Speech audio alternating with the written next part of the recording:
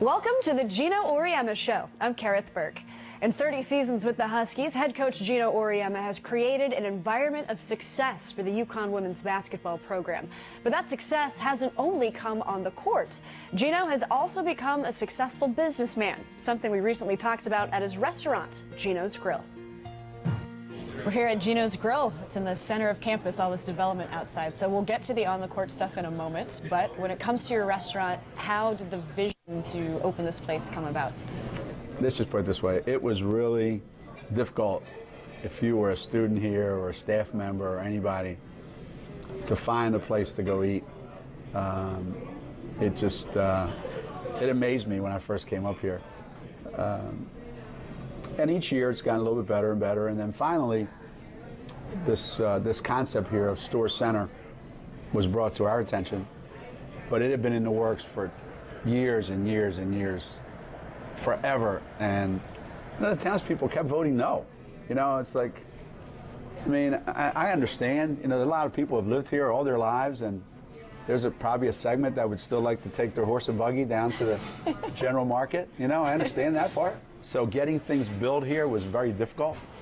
But when the concept finally got off the ground and they approached us and showed us the space and what we thought we could do here, so we did it. And I think it's been an unbelievable success for not just for us, but I think for the community, for the school, for anybody living within, 45 minutes, not just people who work at the university or who live in stores in Mansfield, So it's been great. We've been unbelievably pleased with it.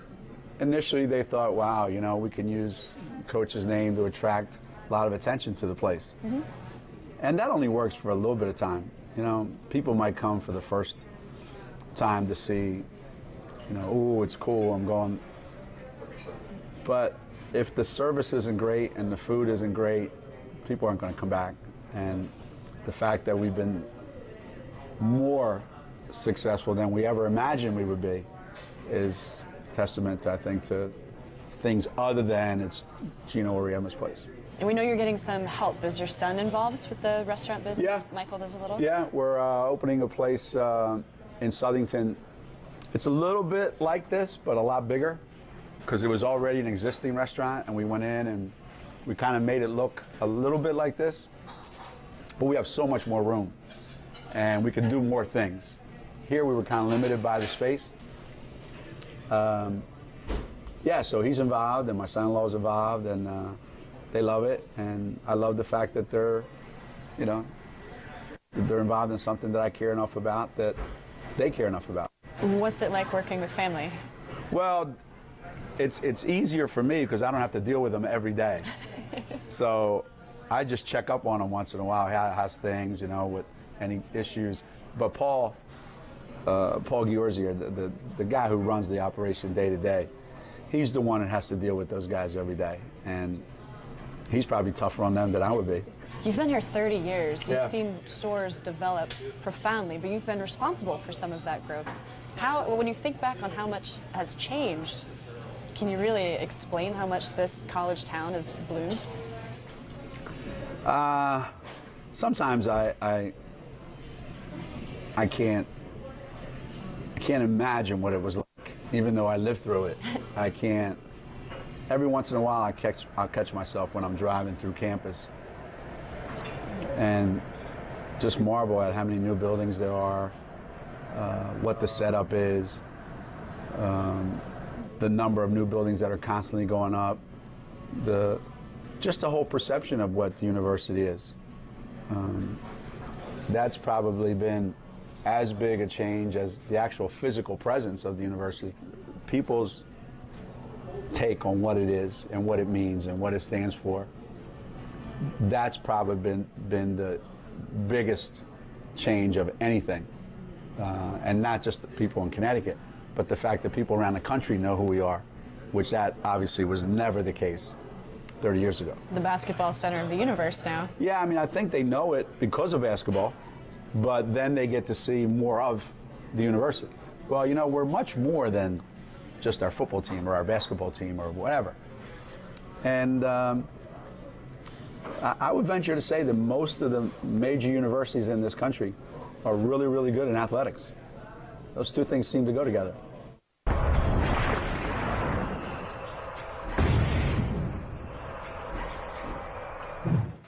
We don't want to come down here after we worked our off down here and come down here and throw up some crazy stuff at the rim and then have to go back down there and play defense again. So if you have a decision to make, should I do something that looks stupid or just do something easy? Because we still have 30 seconds to go, you know. All right? So don't be in a hurry to get a bad shot. Take your time and get a good shot. Let's go. Coaching at the highest level for 30 years, Geno Auriemma has set the standard for what a well-run college program should look like. But coaching this age group comes with its share of obstacles, something the head coach describes in the latest edition of Geno On. Well, what's hard about coaching this age group is the same issue that, number one, every other coach has. So this isn't just, well, that's you have a problem with this. And I don't even know that it's a problem. It just is what it is. One, there's a sense of entitlement. Now, that might not be the case everywhere else, but certainly you have to worry about that here in Connecticut. But I would venture to say it's that way everywhere else. What explanation do you need? That ball left somebody's hand, you hit somebody. Instead. Two, there's not as much of an understanding of the game because they don't practice as much as kids used to practice with their team. And much more of an emphasis on me rather than our team. Now, having said all that, 90% of all that coaches deal with today can be traced right to the parents. Somebody better be open every time. I'm not sure that these 16, 17, 18-year-olds that are coming out of high school are drastically different than the ones that I was coaching 25 years ago. I don't think so. For us, one of the hardest things for us to identify in recruiting is, do we want these parents in our program, yes or no? Sometimes it's not even, do we want that kid in our program? Sometimes the kid's not a bad kid. Do we want these parents in our program? And you'd be surprised how many times we say no, we don't. Because these parents today, they don't want to be the kids' parents. They want to be their friend. So these kids don't grow up with parents, they grow up with older friends who just want to accommodate their every need. Then they come here and they're faced with, you mean I can't just have that because I asked for it? Let's go. And it's a whole shock to their system. When we come back. Wow. That's a good question. I'll give you three. Plus. Not one person that I know in my life, in my world, not one person in the last 5 years has said to me, when are you going to play Tennessee again? Never. Not once. Sorry. That ship has sailed.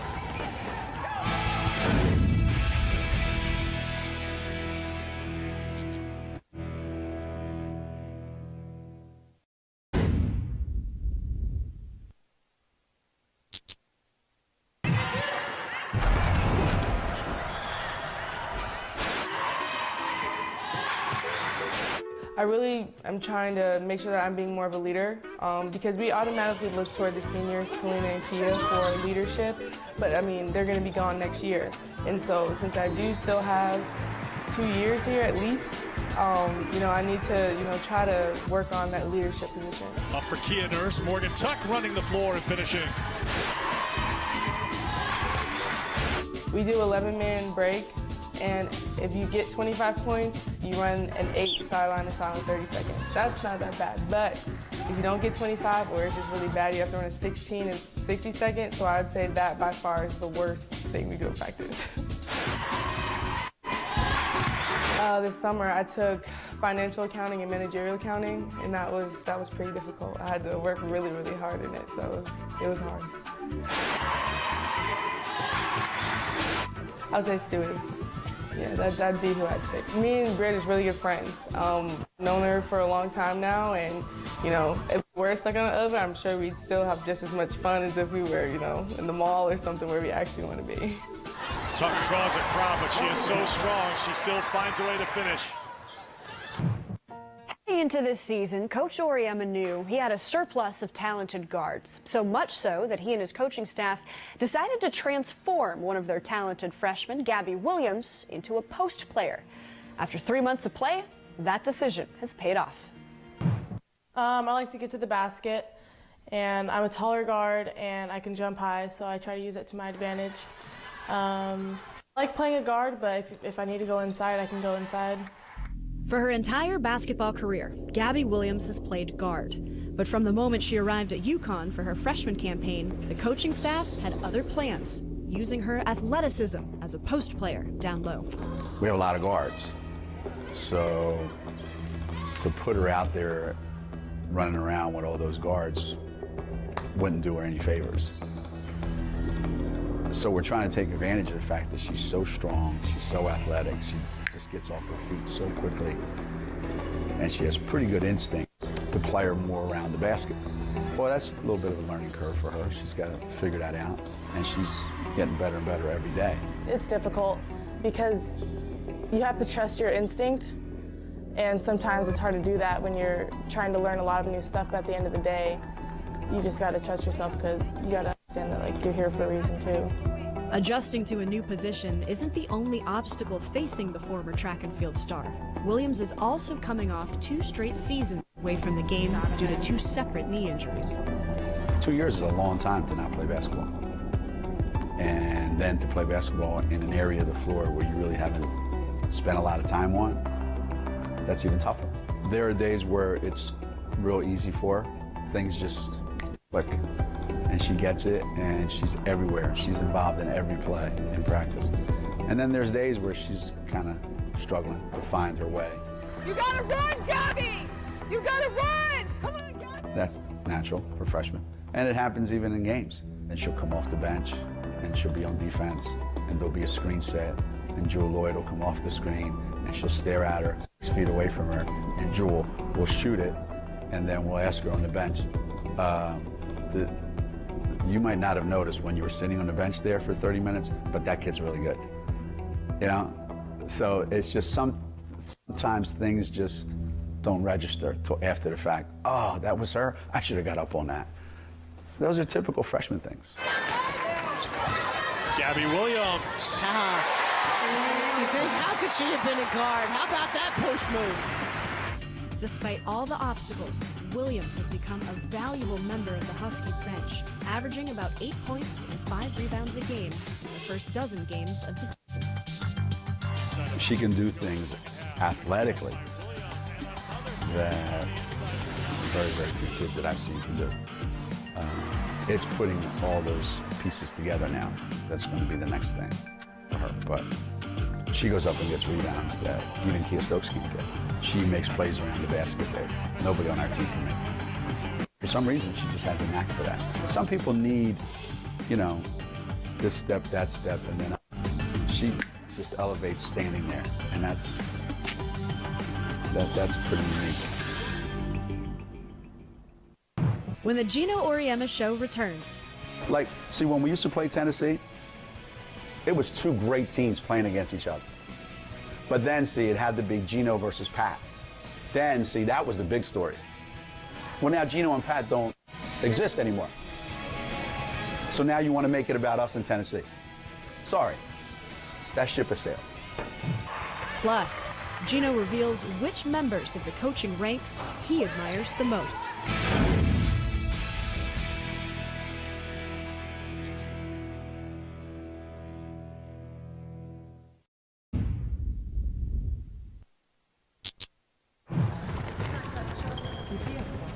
Come on, Kia. Come on, Stewie.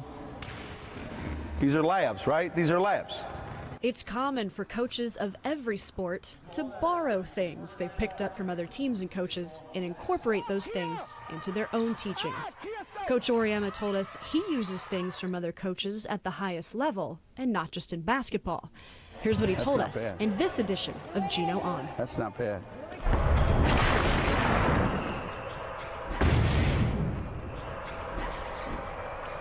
I would probably say the two that year in and year out figure it out better than anybody else, for me, and what I admire in coaches.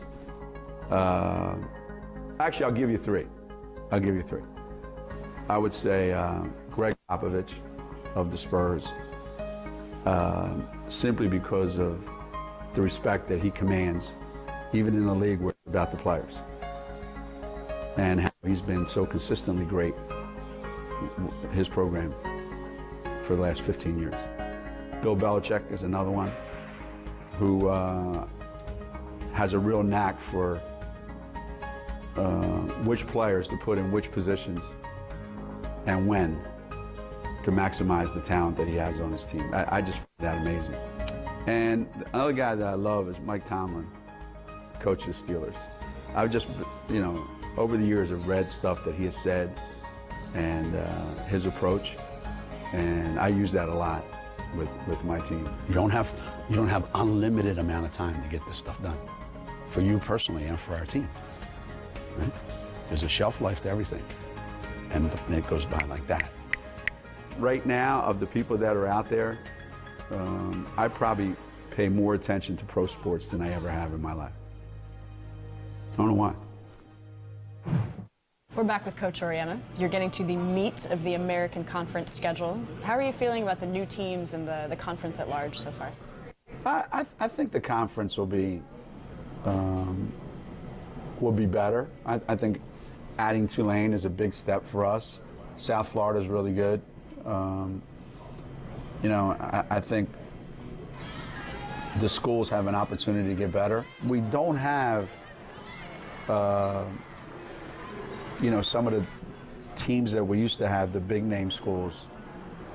But I think top to bottom, we've got more schools with more resources than the schools that were in the league with us before. Not that they're going to be better than those teams, but certainly they have the potential to be really, really good.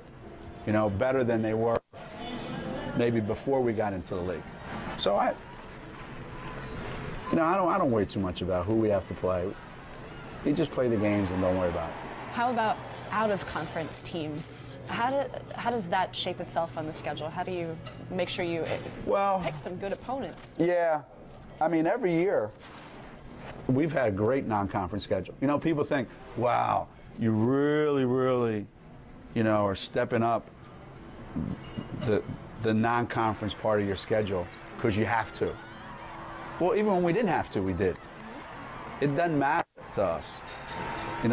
We just try to play as many high-profile games as we can in our non-conference schedule.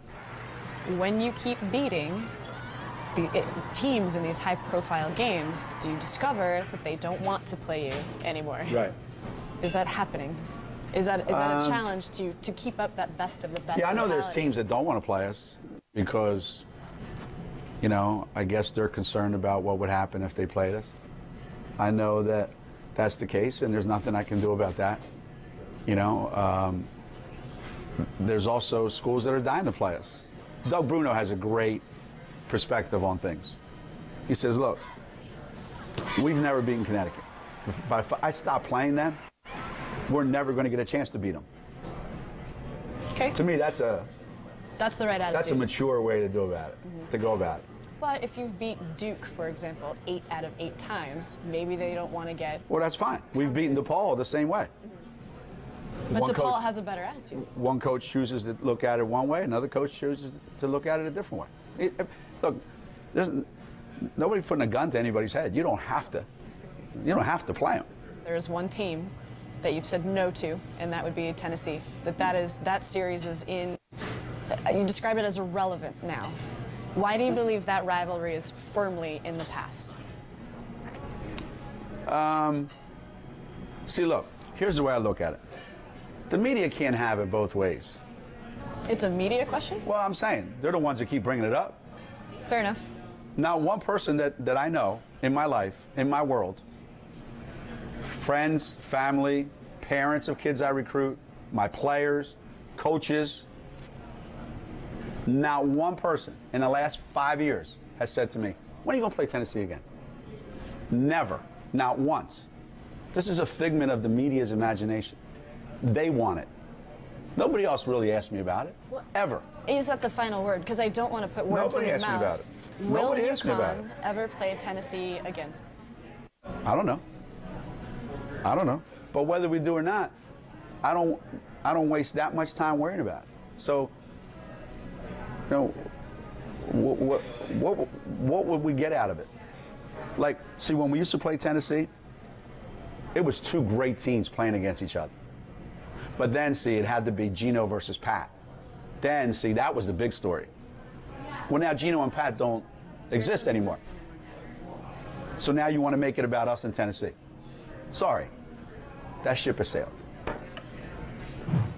That does it for us this week. We hope you enjoyed the show. For upcoming Geno Auriemma Show dates and times, make sure to check out snyucon.com/Geno Show. I'm Kareth Burke. We'll see you next week.